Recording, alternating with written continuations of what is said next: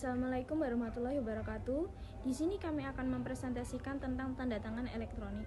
Suatu tanda tangan digital atau elektronik dapat dikatakan sah apabila memenuhi ketentuan sebagaimana dijelaskan dalam pasal 11 UU ITE dan pasal 59 PPPSTE.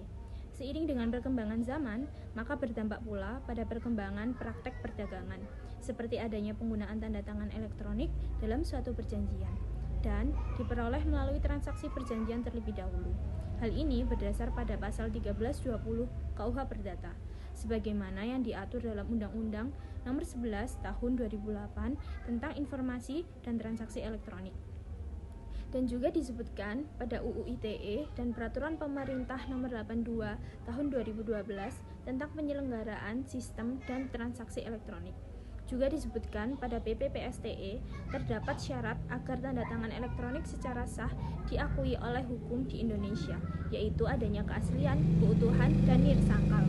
Pada pasal 11 Undang-Undang ITE menyatakan bahwa tanda tangan elektronik memiliki kekuatan hukum dan akibat hukum yang sah selama memenuhi persyaratan sebagai berikut. Yang pertama, data pembuatan tanda tangan elektronik terkait hanya kepada penanda tangan.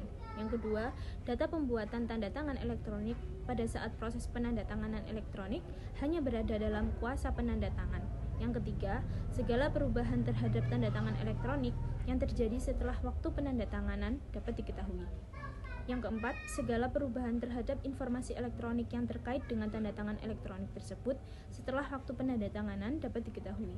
Yang kelima, terdapat cara tertentu yang dipakai untuk mengidentifikasi siapa penanda tangannya. Terdapat cara tertentu untuk menunjukkan bahwa penanda tangan telah memberikan persetujuan terhadap informasi elektronik yang terkait.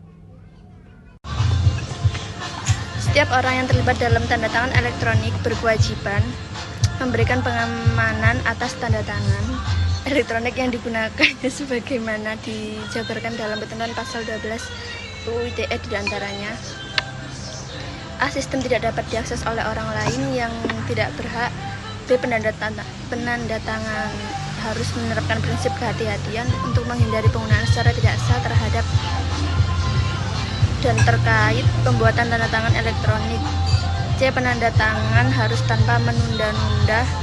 Penyelenggara tanda tangan sepatutnya harus segera memberitahukan kepada seorang yang oleh penanda tangan dianggap mempercayai tanda tangan elektronik atau kepada pihak pendukung layanan tanda tangan elektronik jika 1. Penanda tangan mengetahui bahwa data pembuatan tanda tangan elektronik telah dibobol. Kedua, keadaan yang diketahui oleh penanda tangan dapat menimbulkan risiko yang berarti kemungkinan akibat dibobolnya data pembuatan tanda tangan elektronik. Poin D.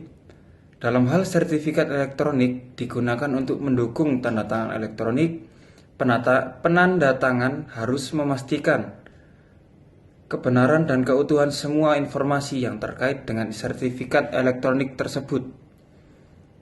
Pengertian sertifikat elektronik adalah sertifikat yang bersifat elektronik yang membuat tanda tangan elektronik dan identitas yang menunjukkan status subjek hukum para pihak dalam transaksi elektronik yang dikeluarkan oleh penyelenggara sertifikat elektronik.